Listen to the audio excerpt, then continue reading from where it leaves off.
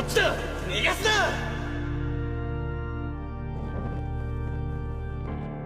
貴様がそそのかしたのか。落ちぶれた元貴族が。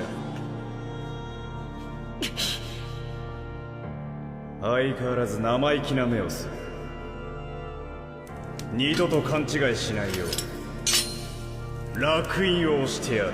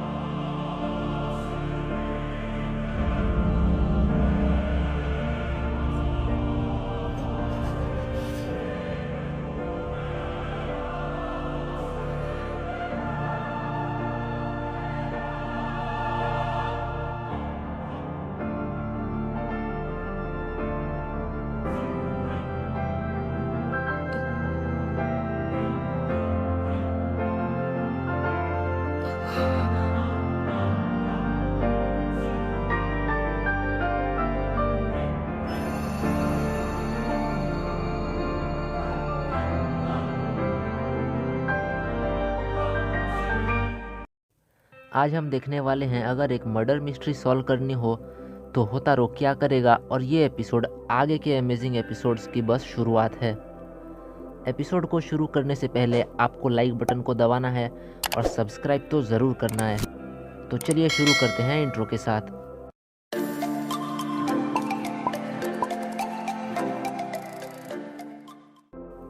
एक इंसान को मैसेज आया है जिसमें सेंडर ने किसी बात के लिए सॉरी कहा है। उसे ये अननोन इंसान रिप्लाई करता है कि उसमें तुम्हारी कोई गलती नहीं है और तुम वहाँ पर कुछ कर भी नहीं सकते थे। इसके बाद फ़ोन बंद होता है और लैपटॉप शुरू हो जाता है। लैपटॉप में ये इंसान एक पब्लिक चैट रूम में किसी को मदद करने के लिए कह रहा है। मदद के लिए वो अपने सीनियर से भी पूछता है। इसके बाद चैट रूम में एक नया कैरेक्टर आता है जिससे ये रिक्वेस्ट करता है कि अगर वो क्लासिक्स क्लब में है तो अपने दोस्तों के साथ ज़रूर आए। इसी के साथ चैट ख़त्म होता है और कुछ समझ में नहीं आता है। लगता है कि स्कूल में कल्चरल फेस्टिवल की तैयारियां शुरू हो गई हैं। होतारो और सातोशी स्कूल के अंदर बात करते हुए आ रहे हैं। सातोशी किसी स्पोर्ट्स टीम के फाइनल्स में जाने के बारे में बात कर रहा है और कहता है कि काश उसके पास भी कुछ अच्छा टैलेंट होता। वो खुद को एक डेटाबेस ज़रूर मानता है, मगर ये भी एक बहुत बड़ा टैलेंट नहीं है क्योंकि वो अपने फुल पावर में भी कभी क्विज किंग नहीं बन पाएगा। होतारो कहता है कि ऐसे टैलेंटेड लोगों की ज़िंदगी भी कुछ खास नहीं होती है। सातोशी उसका मतलब पूछता है तो वो कहता है कि जीनियस लोग चाहकर भी एक साधारण ज़िंदगी नहीं पा सकते हैं। अब सातोशी कहता है कि लगता है कि तुम भी एक साधारण ज़िंदगी चाहते हो। अगर मेरी बात की जाए तो मेरे पास कुछ भी टैलेंट नहीं है, मगर तुम्हारे बारे में कुछ कहा नहीं जा सकता है। होतारो कहता है तुम एक बात जान लो कि अगर मैं एक नॉर्मल इंसान नहीं लग रहा हूँ तो तुम एक बेवकूफ़ हो।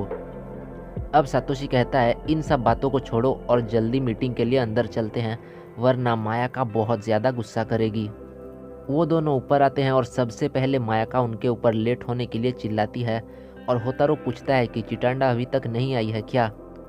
उसका नाम लेते ही वो हाजिर होकर उन्हें क्लास 2F के द्वारा बनाई गई एक मूवी दिखाने ले जाती है।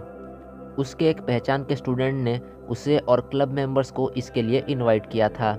स्क्रीनिंग रूम के अंदर आने पर एक लड़की निकलती है जो कि उनकी सीनियर है और चिटांडा क्लासिक्स क्लब के मेंबर्स का इंट्रोडक्शन देती है। फिर पता चलता है उस सीनियर का नाम है इरिसु फुयुमी। ये नाम सुनकर सातोशी आगे आकर कहता है कि वो उसे पहले से जानता है।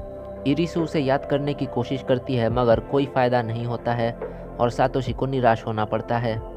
मायाका पूछती है कि चिटांडा उसे कैसे जानती है तो चिटांडा कहती है कि उन दोनों के फैमिलीज एक दूसरे को काफ़ी समय से जानते हैं और इरिसु ने बचपन में उसकी बहुत हेल्प भी की है। वो उन्हें एक मूवी देखने के लिए कहती है जिसको उसके क्लास के मेंबर्स ने क्रिएट किया है और उनका ओपिनियन चाहती है।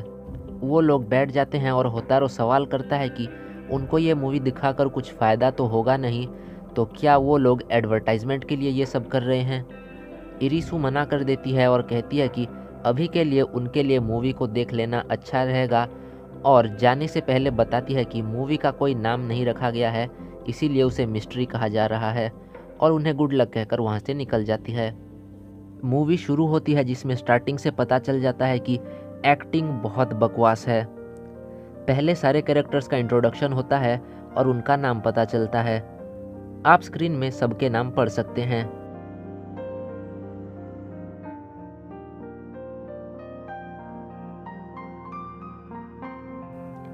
वो लोग एक अनजान विलेज में घूमने आए हैं।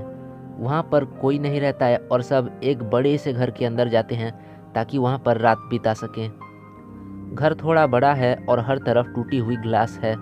इसके लिए वो फर्श पर नहीं सो सकते हैं और अब उन्हें रात होने से पहले कोई दूसरी जगह ढूंढनी पड़ेगी। एक लड़की दिखाती है कि पास में घर का फ्लोर मैप पड़ा है। अब उनका लीडर कहता है कि उन्हें अलग अलग होकर रूम्स चेक करने चाहिए, जिसको एक लड़की अपोज करती है क्योंकि ये डेंजरस हो सकता है और उनके पास रूम्स की चाबियां भी नहीं हैं। फिर से फ्लोर मैप वाली लड़की उन्हें दिखाती है कि रूम्स की चाबियां कहाँ पर हैं और उन्हें लाती है, मगर मास्टर की को वहीं पर छोड़ देती है ताकि कभी मुसीबत आए तो वो उसे यूज़ कर सकें। वो लोग एक एक चाबी लेते हैं और रूम्स चेक करने के लिए निकल जाते हैं।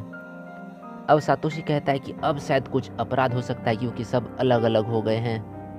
कुछ देर बाद एक एक करके सब आते हैं और पता चलता है कि हर तरफ टूटा हुआ ग्लास है, लेकिन काइटो अभी तक नहीं लौटा है। बाकी सब उसे ढूंढने चलते हैं और एक बड़े हॉल टाइप रूम में आते हैं। एक एक करके 2 रूम्स चेक करते हैं मगर काइटो उसमें नहीं मिलता है और जब वो तीसरे रूम को खोलने की कोशिश करते हैं तो वो लॉक्ड निकलता है। 2 लड़कियां जाकर मास्टर की लाती हैं ताकि वो दरवाजे को खोल सकें और दरवाज़ा खुलने पर पता चलता है कि काइटो खून से लथपथ ज़मीन पर गिरा हुआ है। कैमरा एंगल चेंज होने पर हमें उसका एक कटा हुआ हाथ दिखता है। ये देखकर लड़कियां चीखने लगती हैं और एक लड़का जाकर विंडो को चेक करता है मगर कुछ पता नहीं चलता है। उस रूम में इतना बड़ा एक्सीडेंट कैसे हुआ कोई समझ नहीं पाता है क्योंकि वहाँ आने जाने का कोई रास्ता भी नहीं है। और अब यहाँ पर मूवी ख़त्म होती है। चिटांडा मूवी देखकर घबरा गई है और अब सब सोचते हैं कि मूवी ऐसे कैसे ख़त्म हो गई। इरिसु पीछे से आकर कहती है कि तुम्हारे हिसाब से दोषी कौन है। वो अब आगे आती है और पर्दों को खोलकर कहती है कि तकनीकी रूप से देखने पर यह मूवी कैसी है। मायका कहती है कि मूवी तकनीकी रूप से देखने पर कुछ खास नहीं है मगर स्कूल में दिखाने के लिए चलेगी। इरिसु को भी ऐसा ही लगता है मगर मुसीबत यह है कि मूवी अभी तक कंप्लीट नहीं हुई है। चिटांडा कहती है कि क्या फिल्म को शूट करने के लिए वक्त कम था। वो मना करते हुए कहती है कि शूटिंग सही तरीके से हो रही थी और आखिरी पार्ट उन्हें अगले संडे को शूट करना है। असल में गड़बड़ी हुई है स्क्रिप्ट में। स्क्रिप्ट लिखने के लिए उन्होंने होंगो मायू को कहा था जो पहले कुछ मांगा और कॉमिक्स लिख चुकी है, मगर 1 घंटे लंबी मूवी लिखना शायद उसके बस की बात नहीं थी। पता चलता है कि स्क्रिप्ट को यहाँ तक लिखने के बाद होंगो बीमार हो गई और आगे लिख नहीं पाई। इरिसु कहती है कि स्क्रिप्ट नहीं होने के बावजूद दर्शक फिल्म को देखकर कल्प्रिट कौन होगा बता पाएंगे। सातोशी कहता है कि एक नौसिखिया स्क्रिप्ट राइटर ने क्या एक मिस्ट्री मूवी में इतने क्लूज छोड़े होंगे कि दोषी का पता चल जाए। इरिसु कहती है कि उसने ये स्क्रिप्ट लिखने से पहले कई सारी मिस्ट्री बुक्स को पढ़ा था और उसने एक मिस्ट्री स्क्रिप्ट लिखने के लिए जितने भी रूल्स होते हैं उन सभी रूल्स को फॉलो किया था। ये सब बताने के बाद इरिसु कहती है कि क्या तुम अब बता पाओगे कि कल्प्रिट कौन हो सकता है। वो लोग थोड़ा सोचते हैं मगर ये पता लगाना उनके बस की बात नहीं है और सब होतारो को देखने लगते हैं। सातोशी कहता है कि अब तुम्हारा डिटेक्टिव वाला काम शुरू भी कर दो। होतारो की शक्ल से पता चल गया है कि वो बिल्कुल भी इंटरेस्टेड नहीं है। वो बताता है कि उसने मूवी ठीक से नहीं देखी, इसीलिए कल्प्रिट कौन होगा बताना मुश्किल है। इरिसु कहती है कि तुम बस इतना बता दो कि तुम्हें सबसे ज़्यादा शक किस पर है और हम उसी से काम चला लेंगे। होतारो नाम लेता है यामानिशी का क्योंकि उसे उसका एटीट्यूड थोड़ा ठीक नहीं लगा। बाकी सब उसे कहते हैं कि ये तो तुम्हारे मिस्ट्री सॉल्व करने का तरीका नहीं है। अब होतारो इरिसु से कहता है कि वो खुद इसे क्यों सॉल्व नहीं कर लेती है। जाहिर सी बात है कि उसे ऐसी चीज़ें नहीं आती है, तो होतारो कहता है कि आखिर तुमने इस प्रोजेक्ट को लीड क्यों किया था। इरिसु कहती है कि वो सिर्फ 2 दिन पहले ही यहाँ पर आई है और उसे तब प्रोजेक्ट मिला था और इससे पहले वो शहर से बाहर थी। अगर उसे ये प्रोजेक्ट पहले से दिया गया होता तो ये मिस्ट्री प्रोजेक्ट होने के कारण वो उसे पहले से ही मना कर देती। अब होतारो कहता है कि तुमने आखिर क्लासिक्स क्लब को ही क्यों चुना, तो वो कहती है कि पहले तो वो चिटांडा को बचपन से जानती है और दूसरी बात है कि उसने ह्योका के बारे में सुना था। चिटांडा कहती है कि उसने होतारो के बारे में कुछ भी नहीं बताया है, तो होतारो को समझ जाता है कि शायद उसे इतोइगावा सेंसे से कुछ पता चला होगा। इसके बाद इरिसु मीटिंग को ख़त्म करती है और जाने से पहले कहती है कि वो मदद के लिए उन्हें फोर्स नहीं कर सकती है। इरिसु वहाँ से जाने लगती है तो चिटांडा कहती है कि अब मूवी का क्या होगा। इरिसु कहती है वो कुछ ना कुछ इंतज़ाम कर लेगी और अगर नहीं हो पाया तो इनकम्प्लीट मूवी को ही पेश कर देंगे। ये बात चिटांडा को ठीक नहीं लगती है और वो कहती है कि ऐसा कैसे हो सकता है। उसे जानना है कि आखिर होंगो ने क्यों अपने दोस्तों को धोखा दिया और मिस्ट्री को बीच में छोड़ दिया और मूवी में किलर कौन हो सकता है। वो अपने चमत्कारी अंदाज में होतारो को मदद के लिए कहती है, जिसको वो मना तो नहीं कर सकता है, लेकिन कहता है कि अगर किलर का पता नहीं चला तो अधूरी मूवी की रिस्पॉन्सिबिलिटी कौन लेगा। इरिसु कहती है अगर तुम इतनी बड़ी रिस्पॉन्सिबिलिटी नहीं लेना चाहते हो तो बस हमारे क्लास के कुछ लोगों की थ्योरी सुन लो और अपना ओपिनियन बता दो। अब होतारो इस प्रस्ताव को मना नहीं कर पाता है। अब वो लोग बाहर आ गए हैं और सातोशी कहता है स्कूल के पास जो हॉस्पिटल है वो इरिसु के फैमिली का है। इसके साथ साथ हमें इरिसु के कैरेक्टर के बारे में भी कुछ पता चलता है। वो दी एम्प्रेस के नाम से जानी जाती है क्योंकि वो अपने आसपास के लोगों को बहकाकर हमेशा अपना काम निकलवा लेती है। इसी तरह से सातोशी बाकी सबको भी टैरोट कार्ड्स मतलब भविष्य बताने वाले कार्ड से कंपेयर करते हुए मायाका को जस्टिस, खुद को दी मैजिशियन और चिटांडा को दी फूल कहता है। चिटांडा कहती है कि तब होतारो कौन है, तो वो उसे स्ट्रेंथ कहता है, जो कि होतारो को कुछ खास पसंद नहीं आता है। अब अगले दिन की बात है और तेज़ धूप के कारण होतारो स्कूल नहीं जाना चाहता है। तब डोरबेल की आवाज़ आती है और पता चलता है कि चिटांडा उसका इंतज़ार कर रही है। वो दोनों स्कूल पहुंच गए हैं और चिटांडा उन्हें कहती है कि अभी कोई आकर उन्हें डिटेक्टिव्स के पास ले जाएगा। मायाका कहती है कि उसने इसका इंतज़ाम कैसे किया, तो पता चलता है कि उनके स्कूल के वेबसाइट में स्टूडेंट्स के लिए चैट रूम भी है जहां से उसने इसका इंतज़ाम किया है। क्लास 12 से ईबा कुराको नाम की एक लड़की आती है जो उन्हें डिटेक्टिव्स के पास ले जाएगी। वो लोग उसके पीछे चलते हैं और रास्ते में चिटांडा मायाका को कुछ स्पेशल चॉकलेट्स दिखाती है जो उसने स्नैक्स के लिए लाए हैं। आगे जाने के बाद सातोशी कहता है कि वो किन लोगों से बात करने वाले हैं, तो वो जवाब देती है कि वहाँ पर असिस्टेंट डायरेक्टर, प्रॉप्स मास्टर और पब्लिसिटी मैनेजर हैं।